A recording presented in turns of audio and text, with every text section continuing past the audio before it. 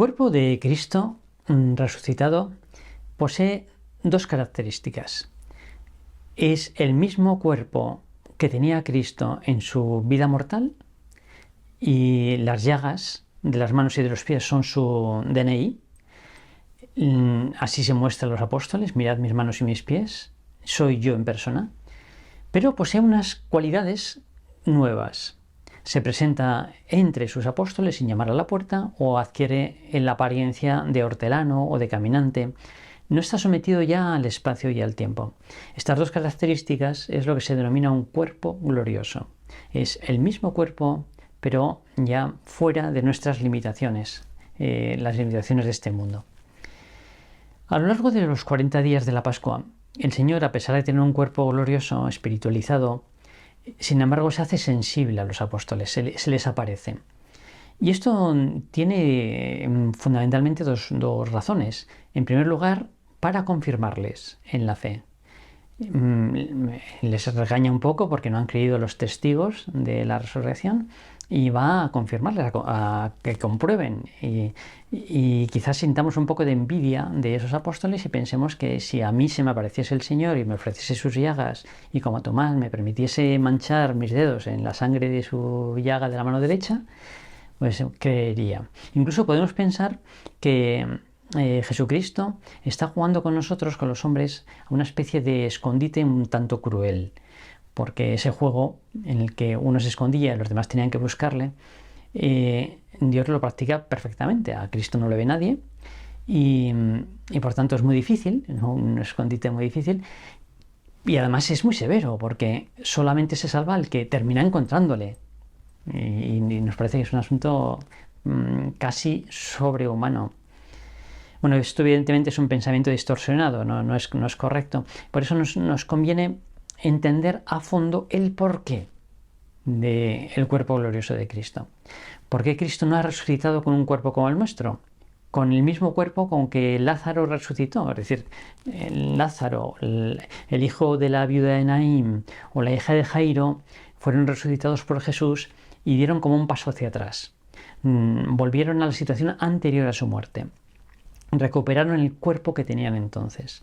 Lázaro volvió a Betania, a la casa de sus hermanas, continuó viviendo como antes y de nuevo volvería a morir. Pero el Señor, con su resurrección, no da un paso atrás, da un paso hacia adelante y adquiere el cuerpo definitivo, ya no sometido a este mundo, sino compatible con la divinidad, el que un día tendremos nosotros también. Bien, ¿cuál es el motivo? Cristo en estos 40 días se aparece a sus apóstoles, sí, para confirmar, pero también esas apariciones y este tiempo es un tiempo de pedagogía. Les quiere enseñar una nueva manera de relacionarse con Él. Hasta entonces ha estado junto a ellos, ha estado al alcance de los sentidos como cualquier otra persona, pero a partir de entonces, de la Ascensión, de Pentecostés, el Señor quiere vivir en ellos. Una relación nueva, va a inaugurar un nuevo tipo de relación humana, en este caso espiritualizada o gloriosa. Todas las relaciones humanas de este mundo, todas las que conocemos, todos los amores, la simpatía, la amistad, el noviazgo, el matrimonio, la caridad, tienen dos características. Están mediadas por el cuerpo, somos unidad sustancial del alma y cuerpo, igual que el conocimiento también está mediado por los sentidos. Y todos los amores de este mundo tienen dos características. En primer lugar, son amores circunstanciados, es decir, que surgen cuando se dan determinadas circunstancias. Dos personas se enamoran si coinciden materialmente, no una persona del siglo XXI y una del siglo XV, o una persona que vive aquí y otra en las antípodas. Tienen que coincidir de alguna manera en el espacio, en el tiempo, pero también en los gustos, en las opiniones, incluso en el aspecto externo. Hay un montón de circunstancias que son necesarias para que surjan los amores en este mundo. Y la segunda característica de nuestros amores es que son limitados. Amor es sinónimo de comunión. El amor se dirige a la comunión de personas, pero nunca en este mundo es posible una comunión total de dos personas de forma que al final sean una sola cosa. Esto no es posible. Y de hecho los enamorados románticos del romanticismo algunas veces se quitaban la vida justamente como frustración ante este deseo de unidad, de fusión. Al no ser posible, pues este mundo no valía la pena, y si no podían vivir siendo una sola cosa, podían morir juntos. Bien, los amores de este mundo, por tanto, son así. Y sin embargo, Cristo, con su resurrección y con el día de Pentecostés, inaugura una nueva manera de relacionarnos entre nosotros, con Él y Él con nosotros. Una nueva relación humana, que es lo que se denomina la gracia santificante, que a diferencia de todas las demás relaciones humanas y amores, no está circunstanciada, es decir, que se ofrece a todos los hombres, a todas las mujeres, de todos los lugares, de todos los tiempos, de todas las opiniones, de todos los gustos, de todas las culturas, de todas las lenguas. Superan las circunstancias y por tanto no tiene que estar condicionada a los límites de la materia. Recordamos el Principito, cuando domestica al zorro, y el zorro le dice: no diremos nada, estaremos en silencio, porque las palabras son una fuente de malos entendidos. Bueno, toda la materia une, pero también separa, es ambigua. Para una relación abierta a todos se necesita el cuerpo glorioso. Y en segundo lugar, la gracia no solamente se ofrece a todos, sino que se ofrece a toda la persona, a todos y a todo el ser humano. A toda la persona, porque sí consigue la unidad. San Pablo escribirá eso de: vivo yo, pero no soy yo quien vive, es Cristo quien vive en mí. Esto es un fenómeno místico al alcance de todos los cristianos. Esta es la meta de la gracia. Y lo podríamos desglosar quizá en 3 aspectos. La unión con Cristo a través de la gracia lleva a la identidad en el pensamiento, en la manera de ver, de entender las cosas, en cómo juzgar, la cosmovisión del mundo y la autocomprensión de uno mismo. La ciencia y el conocimiento natural llegan a algo, pero se parecen a un globo. Cuanto más se hincha el globo, más fronterizo, más superficie en contacto tiene con el aire exterior, es decir, con el misterio. Cuanto más conocemos, más misterio se provoca, se produce, aparece, nos planteamos. Y la fe, en cambio, es el marco que engloba, que explica lo que la razón puramente natural no puede. Un campeón de esto fue Benedicto XVI. Fue un grandísimo intelectual, como sabemos, pero muy realista y muy ambicioso. No se contentaba con el conocimiento científico, sino que aspiraba al conocimiento profundo y sapiencial. Y en el testamento espiritual que escribió al final de su vida, dice: a menudo parece como si la ciencia fuera capaz de ofrecer resultados irrefutables en desacuerdo con la fe católica. He vivido las transformaciones de las ciencias naturales desde hace mucho tiempo y he visto cómo, por el contrario, las aparentes certezas contra la fe se han desvanecido, demostrando no ser ciencia, sino interpretaciones filosóficas que solo parecen ser competencia de la ciencia. Desde hace 60 años acompaño el camino de la teología, especialmente de las ciencias bíblicas, y con la sucesión de las diferentes generaciones he visto derrumbarse tesis que parecían inamovibles y resultar meras hipótesis.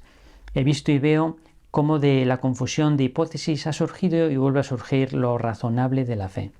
Jesucristo es verdaderamente el camino, la verdad y la vida, y la Iglesia, con todas sus insuficiencias, es verdaderamente su cuerpo. Por tanto, la gracia hace que tengamos la misma visión de Cristo, de todas las cosas, del origen del universo, de cómo es Dios, de qué pasa después, de quiénes somos nosotros. Soy mi ADN, ciertamente, soy un animal racional, pero sobre todo soy, si me quiero entender al fondo, un hijo de Dios, un hermano de Cristo. En segundo lugar, la gracia lleva a la unidad de voluntades con Cristo. Se ha dicho que amar es querer lo mismo y no querer lo mismo. Hay un estilo de vida de Cristo, característico de Cristo, que consiste en avanzar por la vida reconociendo la voluntad del Padre y respondiendo que sí. ¿Por qué estuvo 30 años trabajando en Nazaret? ¿Por qué de pronto comenzó la vida pública? ¿Por qué se aparta al levantarse la persecución? ¿Por qué en cambio se dirige a Jerusalén sabiendo que le espera la muerte? Cada caso es porque es la voluntad del Padre. Y este es el estilo de vida del cristiano.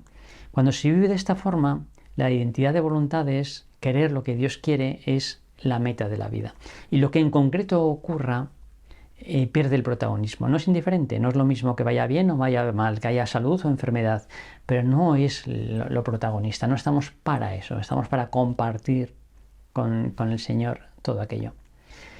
Un ejemplo me parece tierno, verdaderamente bello, es el de un joven español, pero que vivía en Inglaterra, Pedro Ballester, que falleció hace un par de añitos o 3 por un cáncer. Era un hombre, un joven que tenía la vida por delante, tenía muchísimas posibilidades, era una persona entregada a Dios. Y dejo abajo en la descripción un enlace a un vídeo reportaje de su vida que vale la pena. Quien no lo haya visto, es un ejemplo precioso y muy actual de hasta dónde llega la unión con Cristo, hasta qué aceptación y qué capacidad de ser felices incluso en lo más duro, esa unión de voluntades. Y en tercer lugar, la unión con Cristo lleva la identidad de corazones, es decir, a amar, a tener la afinidad de Cristo, tener lo que también se ha denominado por la afectividad espiritual.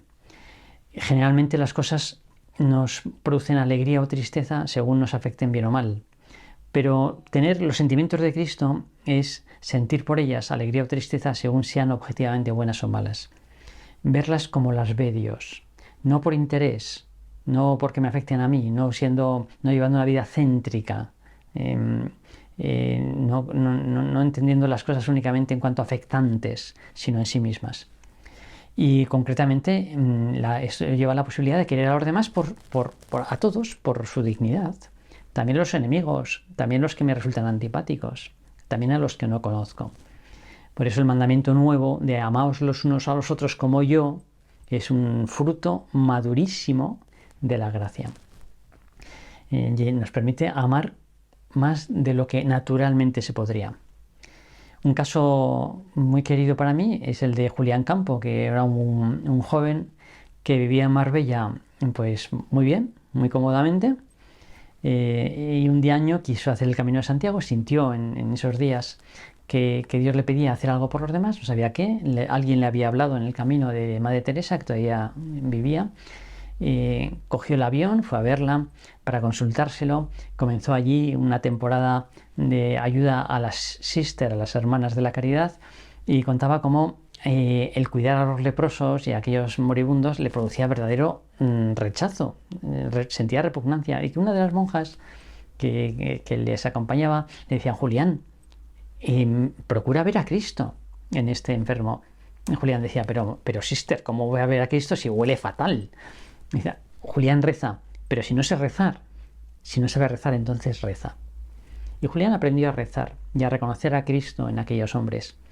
Y ya se quedó enganchado como voluntario sistémico, como voluntario ya crónico hasta el final de su vida. Venía a pasar unos días en verano aquí, a descansar en Occidente, y luego regresaba de nuevo para allá. Y siempre sentía como que los primeros años que la gente de aquí, con todo su bienestar y su opulencia, sin embargo, estaban tristes y se indignaba con ellos. Con el paso del tiempo, Julián no solamente ensanchó su corazón para querer a los leprosos, a los moribundos, sino que también cuando venía a Occidente miraba con la misma misericordia al opulento occidental. Ese ensanchamiento del corazón para llegar a querer como quiere Dios. Bueno, son como 3 dimensiones de lo que la comunión personal con Cristo resucitado, con el cuerpo glorioso de Cristo. Vamos a pedirle a la Santísima Virgen, le llamamos llena de gracia, que descubramos esto, que no nos contentemos con un cristianismo superficial, que efectivamente estaría ansiando una aparición de Cristo sensible, sino que acojamos a Cristo en nuestra alma y entablemos con él una relación tan intensa que nos vaya unificando nuestra mente con la suya, nuestra voluntad con la suya, nuestro corazón con el suyo. El próximo día, si Dios quiere, la semana que viene, veremos una aplicación de esto mismo a la oración de contemplación.